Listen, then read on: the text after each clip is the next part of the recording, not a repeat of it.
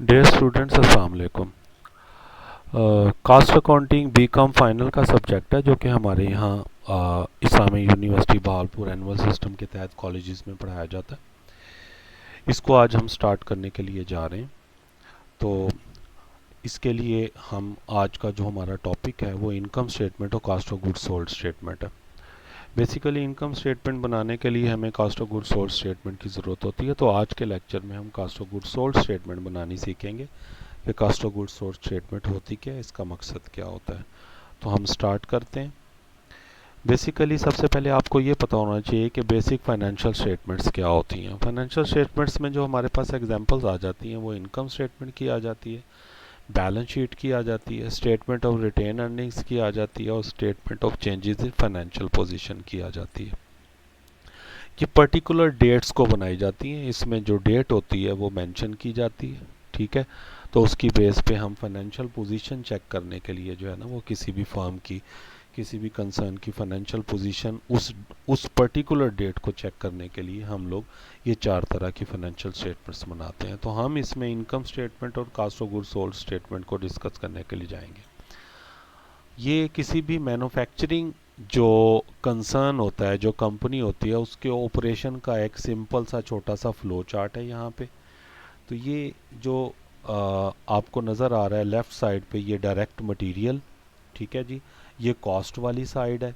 यहाँ पे ये वर्क इन प्रोसेस है, ये फिनिश गुड्स है और ये इनकम स्टेटमेंट वाली साइड है। इसको हम ब्रीफली डिस्कस करते हैं। याद रखिएगा कि मैन्युफैक्चरिंग में तीन तरह की कॉस्ट जो होती है वो बड़ी अहम होती है। किसी भी मैन्युफैक्चरिंग कंसर्न में ये तीन तरह की कॉस्ट जो होती है वो अप्लाई हो रही होती है। एक डायरेक्ट मटेरियल की कॉस्ट, एक डायरेक्ट लेबर की कॉस्ट और फैक्ट्री ओवरहेड की कॉस्ट। इसको आगे जाके हम डिटेल में देखेंगे कि डायरेक्ट मटेरियल, डायरेक्ट लेबर और फैक्ट्री ओवरहेड होता क्या है।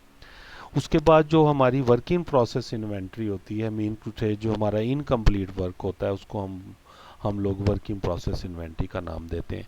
जब चीज़ें हमारी कंप्लीट हो जाती हैं, मैन्युफैक्चरिंग प्रोडक्शन हमारी कंप्लीट हो जाती है, तो वो फिर फिनिश गुड्स के तौर पे हम उसको ट्रीट कर रहे होते हैं और इसके बाद हमारे पास cost of goods sold statement जो है ना वो वजूद में आ जाती है। ठीक हो गया जी। तो cost of goods sold statement तक तो ये चीज़ें जो है ना वो हमने डिस्कस करनी है। लेकिन इसके अलावा जब हम इनकम स्टेटमेंट की तरफ जाते हैं तो उसमें हमें इन चीज़ों के अलावा जो अदर देन मैन्युफैक्चरिंग एक्सपेंस होते हैं वो भी हमें नज़र आते हैं, जिसमें सेलिंग एक्सपेंस हो गए जो मार्केटिंग एक्टिविटी को रिलेट कर रहे होते हैं, एडमिन एक्सपेंस होते हैं जो एडमिनिस्ट्रेटिव एक्टिविटी को रिलेट कर रहे होते हैं, और इंटरेस्ट वगैरह होते हैं जो फाइनेंसिंग एक्टिविटी के अंदर हम लोग डिस्कस करते हैं। तो ये सारे खर्चे जो है ना इसको भी हम इनकम स्टेटमेंट में जो प्रिपेयर करने में हम इनको कंसीडर कर रहे होते हैं। तो ये cost of goods sold statement का एक सिंपल सा एक फॉर्मेट है, आपके सामने नज़र आ रहा कि हमने इस फॉर्मेट के तहत चलना है। हमने कैसे cost of goods sold statement बनानी है, उसका उसका फ्लो क्या होगा। तो टॉप पे आप देखें ये टाइटल कहलाता है। सबसे पहले कंपनी का नाम, जो भी XYZ कंपनी का नाम होगा। उसके बाद हम करने के लिए क्या जा रहे हैं, हम cost of goods manufactured and sold statement बनाने के लिए जा रहे हैं। और किस डेट तक की, यानी कि एंडिंग की डेट जब तक कि हम ये cost of goods sold statement की पोजीशन देखना चाह रहे हैं, तो वो डेट यहाँ पे मेंशन होगी। तो हम डायरेक्ट मटेरियल से, जैसा कि मैं आपको यहाँ पे पहले भी बता के आया हूँ कि हम डायरेक्ट मटेरियल से स्टार्ट लेते हैं यहाँ पे।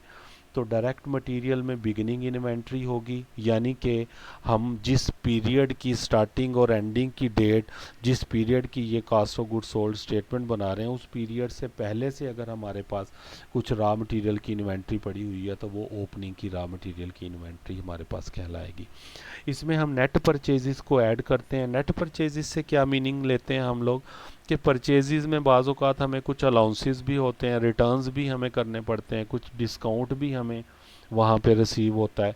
तो इसलिए हम इन तमाम चीज़ों को ऐड लेस करने के बाद, सेटल करने के बाद जो हमारे पास परचेजेस आती हैं वो नेट परचेजेस आती हैं।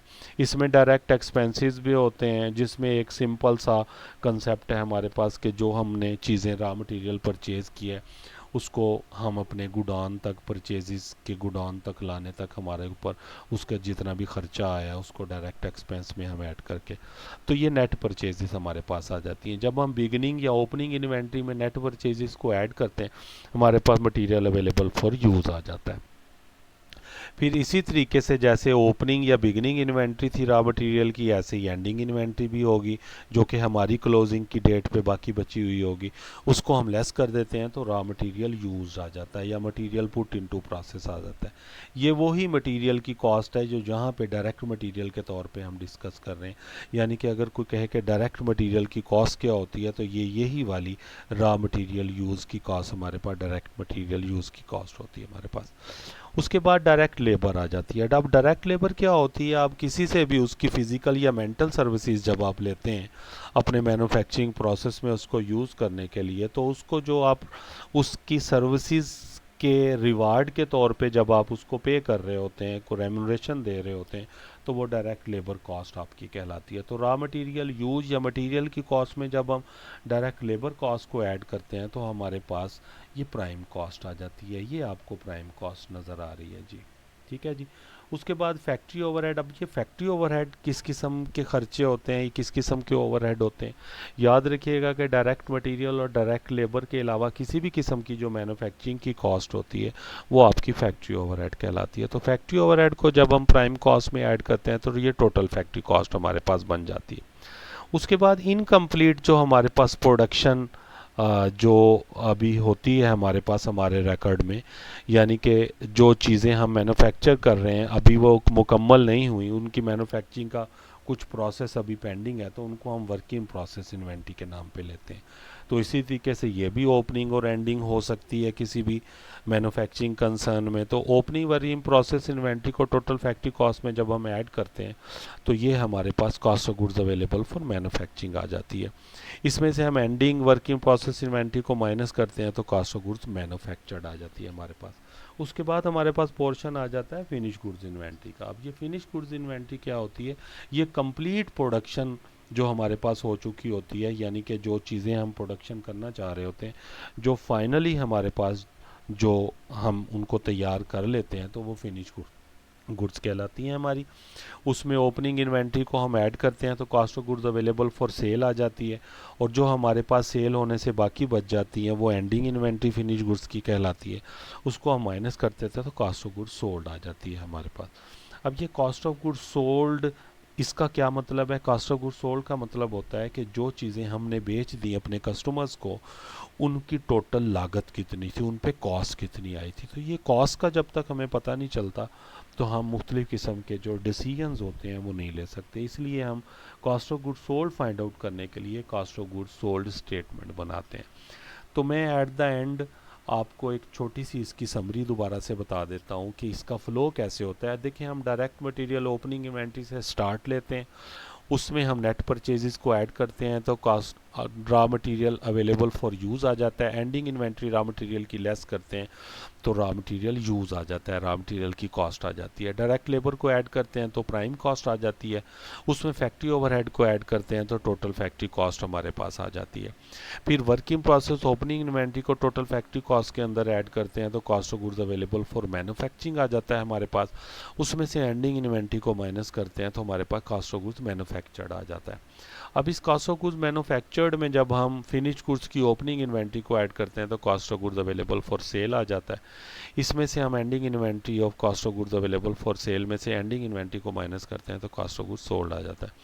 ये एक सिंपल सा फ्लो चार्ट है cost of goods sold statement बनाने का। सिंपल सी एक आपको एक इसका फॉर्मेट मैंने बताया है, इसमें कोई टेक्निकलिटी इन्वॉल्व नहीं है। इस थ्रू आउट द चैप्टर हमने इस फॉर्मेट को फॉलो करना है। अगर ये दो कॉलम्स आपको अमाउंट वाले कंफ्यूज कर रहे हैं तो इसमें आपको परेशान होने की ज़रूरत नहीं है। आप ऐड लेस करते जाएं, एक ही कॉलम बना लें, वो भी आपका काम चल जाएगा। बाकी इन दो कॉलम तीन कॉलम इनको हम बाद में देख लेंगे, ठीक हो गई। तो ये कॉस्ट ऑफ गुड्स सोल्ड जो हमारे पास यहाँ पे आई है, हमने इसी के लिए ये सारा फॉर्मेट बनाया है। इस फॉर्मेट को आप लोग फॉलो करें, बाद में इससे रिलेटेड जो क्वेश्चंस हैं वो फिर इजीली हम सॉल्व कर लेंगे। अल्लाह हाफिज़।